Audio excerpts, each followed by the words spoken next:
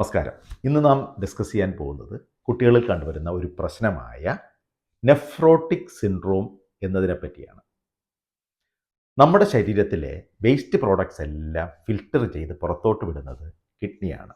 ഈ filtration capacity നഷ്ടപ്പെടുന്നതാണ് nephrotic syndrome എന്ന് പറയുന്നത്. ഇതുകൊണ്ട് നമ്മുടെ ശരീരത്തിനകത്തുള്ള പ്രോട്ടീൻ ലോസ് വരും. അതായത് യൂറിൻ വഴി പ്രോട്ടീൻ നഷ്ടപ്പെടും. നോർമലി ഈ പ്രോട്ടീനെ സംരക്ഷിക്കൽ കൂടെ കിഡ്നി ചെയ്യുന്നുണ്ട്.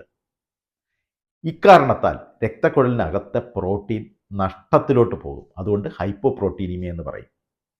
ഇതെല്ലാം കാരണം നമ്മുടെ ശരീരത്തിലോട്ട് ജലത്തിൻ്റെ അംശം കൂടുതലായിട്ട് വർദ്ധിക്കുന്നു.